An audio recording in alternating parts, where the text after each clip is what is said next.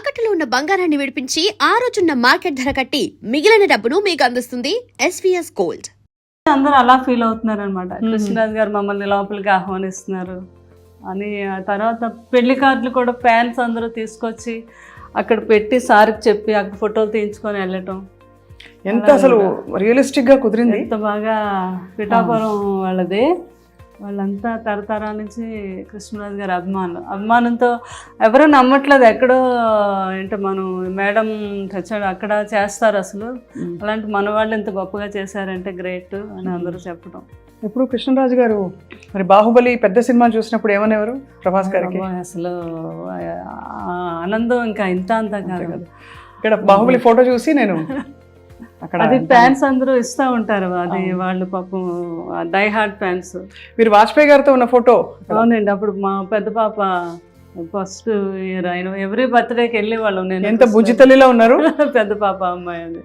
మీరు అవునండి, నేనా? ఎంత బుజ్జి తల్లిలో చక్కగా డ్రెస్ వేసుకుని. అది బిల్లా సినిమా షూటింగ్ అప్పుడు మలేషియాలో అండి.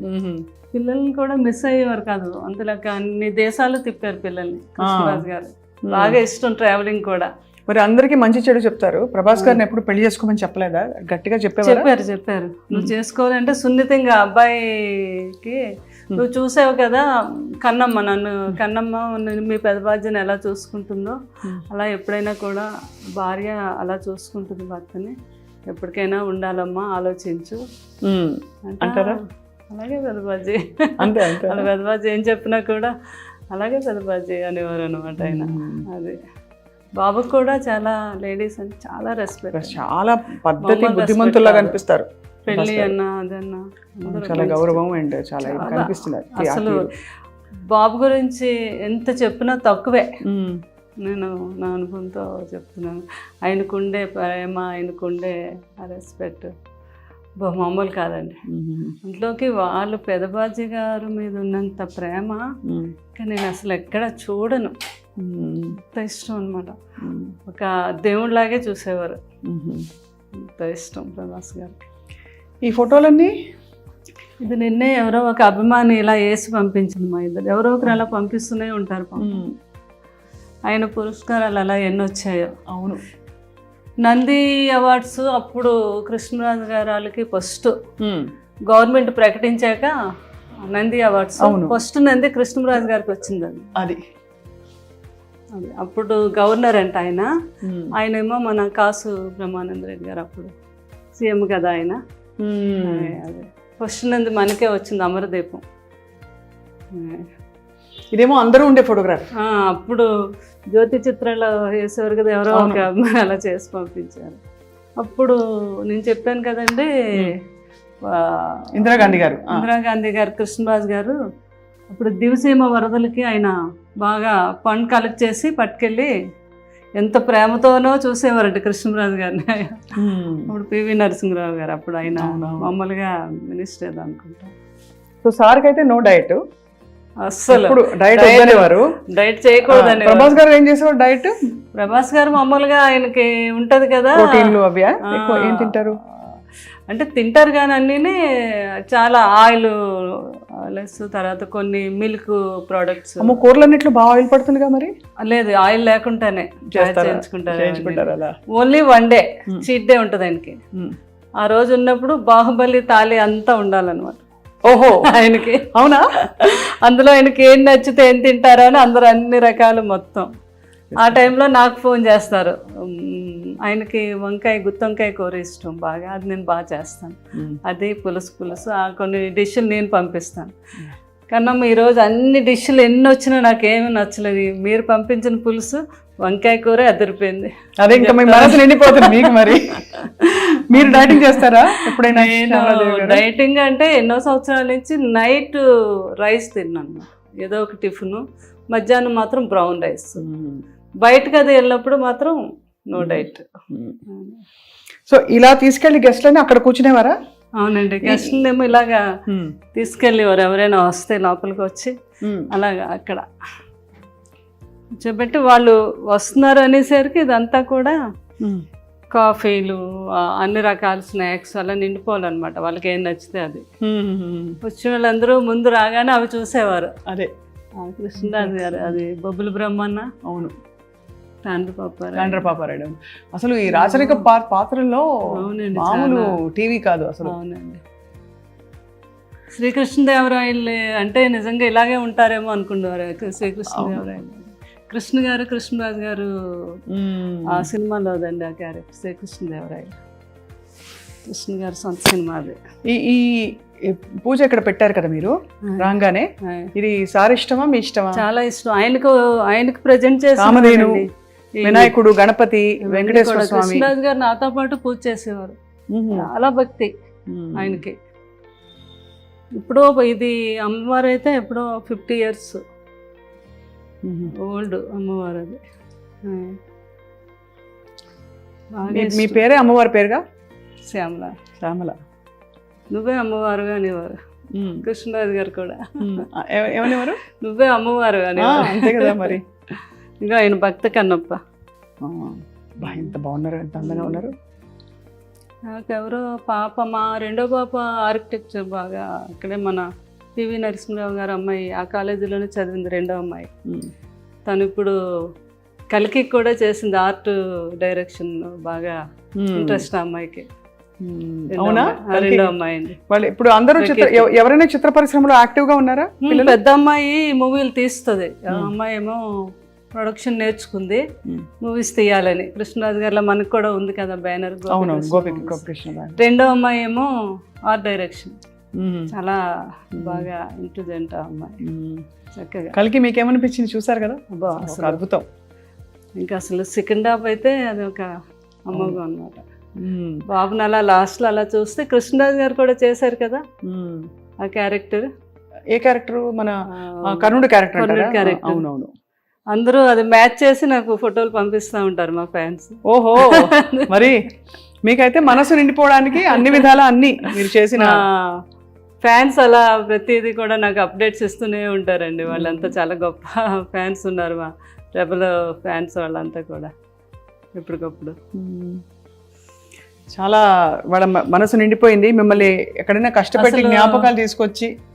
మా స్వప్న కూడా ఎంత మంచి యాంకరింగే కాదు, ఏదో ఇంట్లో ఫ్యామిలీ మెంబర్ అనమాట. నేను చూస్తూ ఉంటాను కదా, అదృష్టం మీరు అప్పుడే కాదు, నాకు 10 years నుంచి మీరు తెలుసు. మీరు మాట్లాడే విధానం మెయిన్ ఏంటంటే లేడీస్కి మీరు ఇచ్చే ఆ రెస్పెక్ట్, వాళ్ళతో మాట్లాడే ఆ విధానం, అందులో ఆ ప్రేమ కనిపిస్తూ ఉంటుంది. నాకు చాలా ఇష్టం. మీరు చాలామందితో, రేణు దేశాయ్తో ఎంతమందితోనో అందరూ ఇంటర్వ్యూలో నేను చూస్తాను కదా, అబ్బో మీ మాట తీరు అది ఎక్సలెంట్. చాలా థ్యాంక్స్. అంటే అంత మంచి స్వభావం మీద, అందుకే కృష్ణరాజు గారు ఆ రోజు మిమ్మల్ని ఎంతో అభినందించారు. నా అదృష్టం మీరు ఆ మాట అనడం. అటువంటి లెజెండ్ జీవితం గురించి తెలుసుకోవడానికి మాకు మళ్ళీ ఒక అవకాశం ఇచ్చారు. తప్పకుండా మీరు మీ గుండెలో ఎంత బాధ ఉన్నా కూడా మీ వెనక కాదు, మీతో కలిసి మిమ్మల్ని మేము పట్టుకుని ఉన్నాం, మేము ఫ్యాన్స్ కూడా. అలాగే అండ్ మీ మంచితనానికి, మీ మంచి గొప్ప ప్రేమ పూరిత మనస్తత్వానికి తప్పకుండా మీ చుట్టూ ఎప్పుడో ప్రపంచం ఉంటుంది. ఎందుకంటే నేను కృష్ణరాజు గారు ఒక ట్రస్ట్ పెట్టారు, దాని గురించి కూడా చెప్దాం అనుకున్నాను. తప్పకుండా రండి ప్లీజ్, చెప్పండి. అది ఇలా రండి. షుగర్ మీద గ్యాంగ్రీన్ ఫామ్ అయ్యి చాలా మంది కాళ్ళు తీసేస్తారు కదా. అవును. ఆ కాళ్ళు తీయకుండా వైద్యం చేస్తున్నాను. లండన్లో ఉన్నారు ఒక డాక్టర్ గారు, వేణు కవత్తుల అని. ఆయన మన ఒంగోలు వాస్తవులు. ఆయన కృష్ణరాజు గారికి వీరాభిమాని, ఇంకా ఒక ఆల్మోస్ట్ ఒక కొడుకులా అనమాట. అయితే మనకి కృష్ణరాజు గారు, మేము అప్పుడు లండన్ వెళ్ళినప్పుడు ఆయనతో పరిచయం ఏర్పడింది. ఆ తర్వాత మా మాటల్లోని ఇండియాకి రావటం, ఇక్కడ అప్పుడు కృష్ణరాజు గారు అన్నారు, మీరు మంచి డాక్టర్ కదా. ఆయన అక్కడ కింగ్స్ హాస్పిటల్లో ఈ డాక్టర్, ఏది మనకి గ్యాంగ్రీన్ వస్తే కాలు తీయకుండా ముందే దాన్ని ట్రీట్ చేయటం.